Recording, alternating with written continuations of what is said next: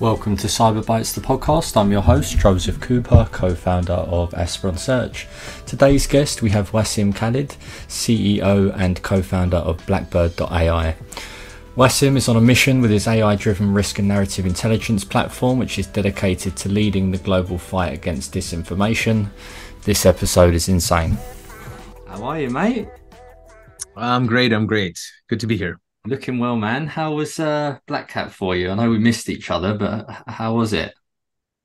Black Hat was very enlightening. It was great to talk to a lot of CISOs from different organizations and talk about use cases, and found a lot of great approaches for helping security professionals understanding narrative attacks, which is what Blackbird really delves into. Yeah, love that. Love that. Well, Wasim, basically, with all my guests, I like to take it right back to where it all began and sort of how you got into the industry. Yeah, absolutely. And so, cybersecurity and security has always been a somewhat on the roadmap sector for Blackbird, where we really started to understand this kind of exit up in the information space, narrative manipulation and narrative attacks. So things that are occurring in the information ecosystem, social media, dark web, etc., that shape human perception and drive behavior that can cause outsized harm in a wide variety of industries. Right. Of course, this came to light during the elections at first, but what we started noticing was that there were all forms of threat actors that were running all kinds of different campaigns to manipulate how people act, both online and then in the real world, right? And this could be in the form of boycotts, violence, physical attacks, and the like. And everything from climate change to societal cohesion to, of course, public health, as we found out later with COVID, are all susceptible to manipulation through these information attacks. And so we set out to build technology that could detect and help organizations mitigate against narrative attacks that cause such large financial, organizational, reputational, and societal harm. When did this idea come about then? How long have you been on this? Sure. So my co-founder, Naushad Uzaman, and I, have been thinking about this problem since about 2015, but we officially launched the company in 2017 through an incubator in Silicon Valley. And, we have not looked back since. Very mission-driven company. It's a very kind of personal approach to us of driving more trust, safety, and integrity across the information ecosystem, because it just impacts so many lives and so many different disciplines and industries. Prior to founding with your co-founder, so what was your background before that? So you've had a few other businesses, right, and some successful exits. Yeah, so I'm a computer scientist by trade, but have started a number of businesses that range from licensing to manufacturing to building web applications and things of that nature. So yeah, my most recent company was a digital licensing company that took like celebrity brands and launched their products into like retail outlets from the Best Buys, Targets, AT&Ts, T-Mobiles of the world. And yeah, had an exit there back in 2013, and was looking for something to do for some time. Frankly, I was looking for something that was more social impact oriented, right? And so was my partner Naushad, and so misinformation, disinformation was the entry point, and of course we realized soon that the traditional way that people think about misinfo and disinfo is not really just fake news. It is about narrative at large and the risk it presents to organizations. And that was the kind of starting thesis for something that we could go and build technology to quantitatively identify versus misinformation, disinformation, which is much fuzzier, in terms of how to go about discerning the qualities needed to understand it. Am I right? So did you work on this for 2 years before it came out? Yeah, full 2 years of bootstrapping and just out of pocket building all of this infrastructure. We had talked to hundreds of stakeholders, national security, in public safety, in cyber, in PR and comms, trying to get all of the questions that they couldn't get answers to, right? With traditional legacy social listening systems and whatnot, which is what people were using and still sometimes use today. And it wasn't until 2019 that we landed our first customer. And that first customer actually happened to be a national security customer for some pretty critical use cases. It was an international project, a DoD project actually, and that was our entry into really helping understand how do these online groups function. And what we really found was that the ways in which they function are really reminiscent of the ways like terrorist cells and groups function, these factions of organizations.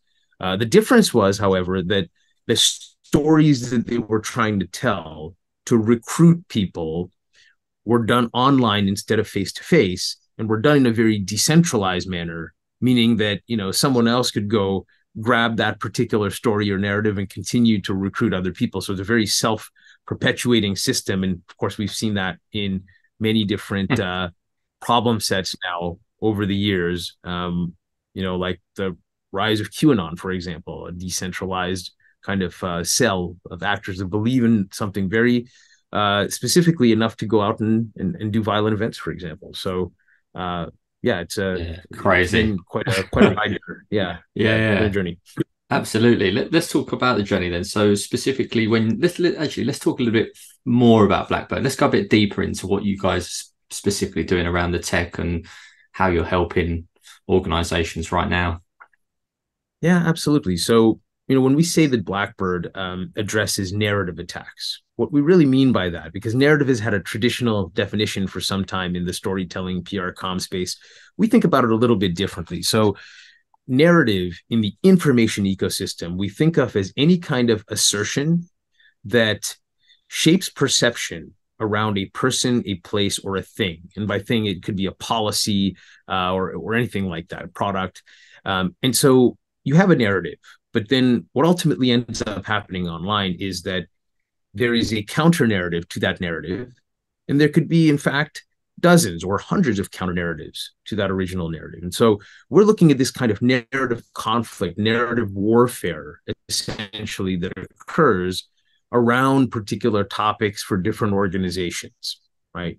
And the fidelity with which we look at these signals is quite unique. It's a combination of artificial intelligence, so machine learning models, and the network analysis, which is something we combine to understand not only what the narrative is and how fast it's growing, but also how it's spreading within the information ecosystem and how that spread essentially contributes to that manipulation of perception. Now, if you layer in things like bot networks and other types of practices in there, that's where you really get that manipulation of the narrative and the impact that it has on different subgroups and how that can turn into real life harm or financial market harm, stock prices dropping, things of that nature. So you just imagine the number of different use cases across different industries that something like this can apply to.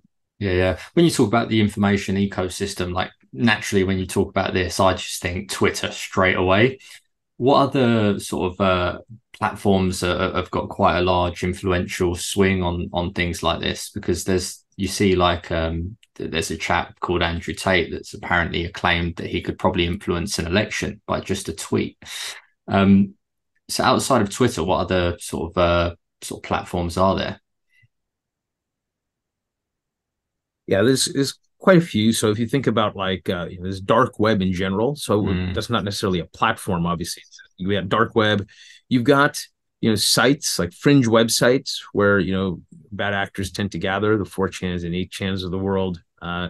There are actually countless data sources we pull in from quite a few places that drive narrative.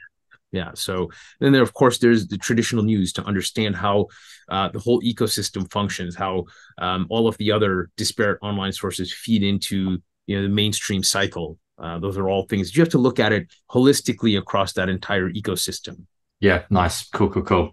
So 2019, first customer, DoD, obviously 2023 now. I know you had a recent Series B, 20 mil, I think Hmm. with 1011 led that. What was that, last month, Correct. 2 months ago? Time flies. Yeah, about 2 months. Yeah, it Yep. was about 2 months ago. What has happened over the last 5 years, and in terms of customer adoption and sort of how has it evolved, the product? Right. I mean, there's a lot of customers we can't actually name, unfortunately, but like the in terms of product, the product has certainly grown by leaps and bounds. And what typically happens, much like in national security or cybersecurity, is your defensive and detection capabilities really trail offense. And the more new offensive kind of attacks occur, the more you start to develop and expand the product. Well, in the last several years, we have ended up kind of sitting at the nexus of a lot of major problems that have spun up in the world that have become tailwinds for the types of services that we offer and technology that we offer. So you think about things like the Russia-Ukraine war and everything that is occurring around that. When you think about the types of things that we have seen that have hit Fortune 500s, kind of out of the blue based on maybe some choice that they made, some narrative that they put out there that got a massive counter narrative that dropped their stock prices and things of that nature. More and more often, these things are hitting organizations. So the biggest thing we've seen is, 5 years ago, where let's say PR and crisis comms firms used to say that, hey, if you can't remove it off of the internet, like it doesn't really matter if we know it or not, right? That was really the view that they had, the worldview that they had. Today, of course, just as an example, we have a global partnership with Weber Shandwick, which is one of the larger PR firms under Interpublic Group, and our products and technology have become like a critical component of all crisis management utilities that they're running for their organizations today, because it's so important to be able to measure these signals. So we've had this kind of explosion from like the chief communications officer and the crisis management organizations that manage these Fortune 500s, particularly publicly traded ones. On the national security side, all I can say is there's been a big uptick in demand on with everything that's been going on in the world, right? Just information operations writ large have skyrocketed. And part of that is, the advent of generative AI and large language models that drives a lot of that concern through the intelligence community and national security, and of course, Fortune 500 as well. And, so to touch upon that, that's the other big flashpoint that's driving demand, because I think everyone now understands that while generative AI is a fantastic tool for all kinds of work and acceleration of work, but what it also does is it accelerates the work of threat actors that are trying to drive these narrative attacks. They can now, with ease, build 50 or 100 narratives on a single topic with opposing viewpoints, and then kind of spam that out through the same network mechanisms they used to have to do manually, but now that content's being written, and it's like back to split A/B testing for which narrative does the most damage, and then they can just run it through a model again. Just a few days ago, very important, in kind of cybersecurity category, there was a large language model that's become available on the dark web and Telegram called Fraud GPT that ingests all of the vulnerabilities that organizations are announcing in their infrastructure, and then it will generate ways to perpetrate a particular attack on those, with the hopes that maybe those things haven't been patched yet. Right. And so that's just a great example, one example Wow. of some of the things that people are going to have to watch out for. You basically have a kind of an engine that is creating, or rather is producing creative ideas for threat actors to drive. And of course, when you talk about flooding the zone with more than people can process, large language models are a great way for threat actors to do that. And I would also add that there's a multimodal concern there as well, because now you have images, you have generative audio where people can impersonate a CEO and call their procurement department and ask for a wire to be sent, or, take a little clip off of social media for relative. call someone up and say, I'm stuck somewhere in Mexico, wire me, $1,000. And that's been happening. There's been a huge rise of those things. And that's only going to continue to get worse. And so, again, defensive technologies that can help understand when all of this information is flooding the zone, essentially, or being able to detect when certain pieces of media content are, generated, are going to become like the mainstay of every Fortune 500, every national security team. And frankly, when we talk about security and cybersecurity, I think it's going to become very important that security teams adopt these kinds of tools, because there's actually a whole host of other issues in the cybersecurity category that are going to need to be smart and high fidelity around these types of problems, right? I could just throw one out there that's starting to spin up now. I mean, it's very important, I think, for the CISO and security teams to understand how the public perceives how they're handling a particular breach, right? And there's just a lot happening in the environment that puts more and more, I think, due diligence on the CISO and the security team to understand how breaches are being communicated to the general public. And of course, when it comes to public perception measurement, that's just something that's our bread and butter. So it's something that I think CISOs need to add to their toolkit, even though it's not traditionally protecting their internal network, but it's certainly getting a better understanding of the external network. And those two networks feed into each other in many different touch points today. Yeah, absolutely. Is this a new category? What have Gartner given this anything yet? We are working on it, but I believe, yes, I believe that what we're doing sits at the nexus of a new category for sure. We stay tuned on that. We can yeah, for sure. Because this isn't threat intelligence. No way.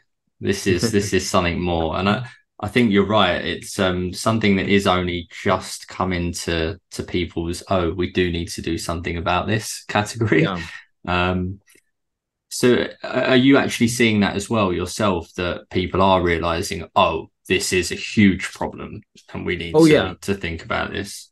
Yeah, we have had some of the world's largest organizations, their CISOs and security teams reaching out directly to us, and we started working with some of them. And that's why about 7 months ago, we're really starting to fundraise. One of the things that we decided is, hey, let's find a world-class cybersecurity investment team, because we've always thought of the cybersecurity category or adjacent to threat intelligence. We've thought of that as kind of where we fit the most right now. It's certainly not crisis comms, and it's certainly not the CMO's office, right? It is threat. It is unadulterated, big, big kind of executive level threats, right? Or nation state level threats. So I do think that the category, whatever it is adjacent to a lot of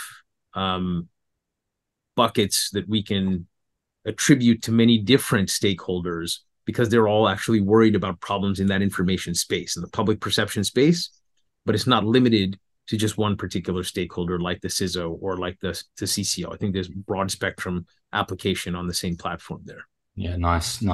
You mentioned you picked 1011 as your lead VC.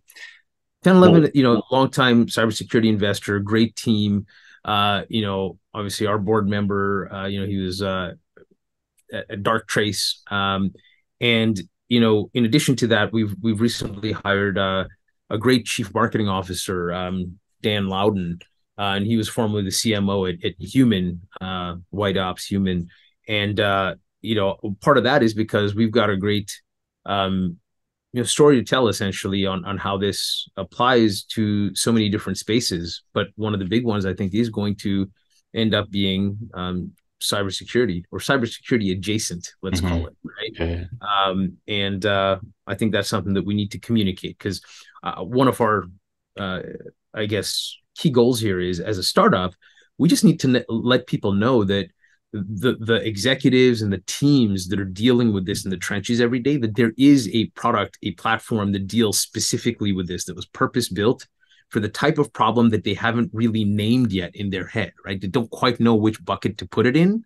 And so, you'll often see like the CMO, the CISO, the chief risk officer, and all of these guys aren't quite sure where this problem fits. Well, the fact is, it kind of sits adjacent to in the nexus of all of them, and they all actually need to be thinking about these problems, and they can all do their job better if they have the types of measurements and kind of insights that frankly Blackbird and our platform can provide, and that's just Absolutely. What are you doing with the 20 mil Series B? What's the plan for that? Yeah, a big part of it. And of course, we're always scaling our technology and innovating, but a big part of it really is building out the sales and marketing team. So far we've been almost all R&D and engineering through our Series A. Just a handful of salespeople. Mostly, it's been inbound to us, so we were fortunate to have that kind of that inbound demand.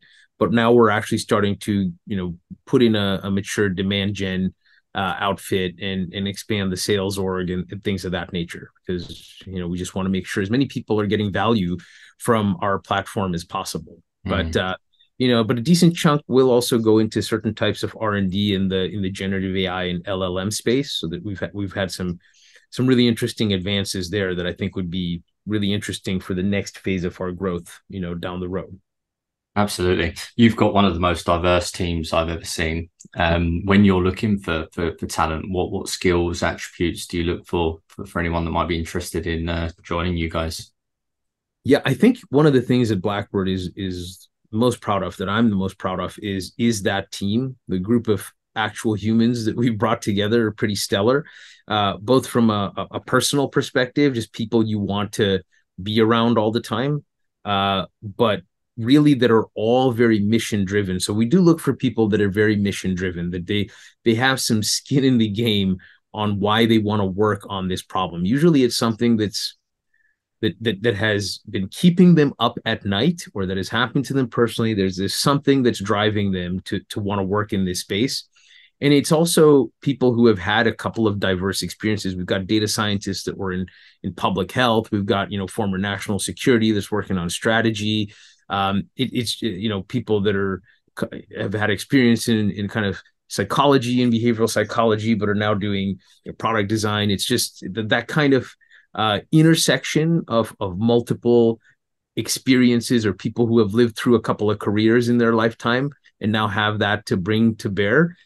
It's important because disinformation, misinformation, narrative attacks, it's not just a technology problem. It is a societal issue. It is a global issue. And so the more perspective you can bring to bear on defining the problem and mating it with solutions, I think that makes us stronger as a team, and it makes the product and the solution stronger for our clients. Yeah, absolutely. Off air, we spoke, and you mentioned a word I'd never heard: a distributed denial trust attack. What's that? Yeah, so this is something that it's a term that we've come up with, in the company to kind of create an analogous approach to obviously a distributed denial of service attack, right?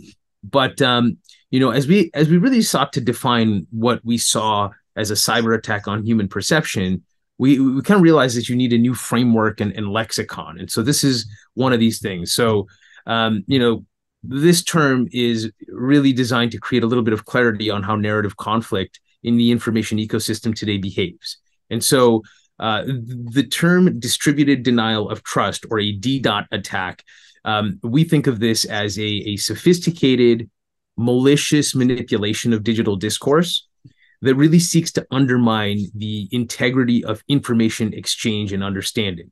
Another way to think about this is this narrative attack that degrades public trust in conversational topics and is designed to exacerbate social division or fragmentation or polarization around a particular topic. So, if we want to dig into that a little bit further, it's really, this type of attack represents a multifaceted information warfare technique that's designed to disrupt the normal functioning of online communities and dialogue, right? So it's modeled after a DDoS attack because a DDoS attack operates by flooding target areas with, contradictory or, spamming of content.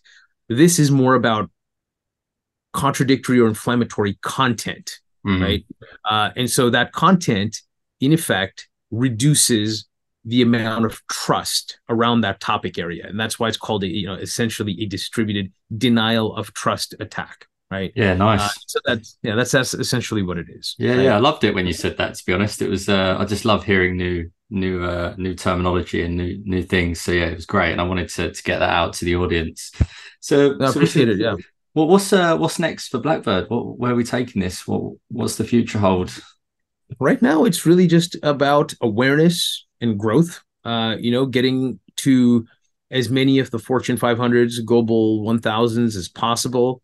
Being able to bring trust, safety, and integrity to the information ecosystem, again, is our mission. And, in the way to do that at the largest level is to go as far upstream as possible with organizations. And frankly, one of the things that we really want to be doing in the coming years is also plugging into not just analysts and teams, but into technology systems that can help, have two-way communication between where there is risk and decisions that are made by various systems. So an API versus just a dashboard, I think, is another big approach that we're doing right now. But I think the key thing is, how do we get the product to as many people as possible to reduce their pain? Because it's painful to try to understand this with low speed, low resolution groups of people. So how do we make their lives easier and make it easier to make strategic decisions that can save reputation, time, money, lives? That's what it's about right now for us. Awesome. Wasim, I wish you all the best of success with Blackbird, my man, and I'm sure I'll see you soon. Thank you. Thanks for having me. Thank you for listening. If you've enjoyed today's show, please like and share with your friends and colleagues, as this is really important for the show's reach. If you'd like to be our next guest or are interested in Aspiron Search's staffing solutions, please get in touch directly with me or reach out to us via our website www.aspironsearch.com.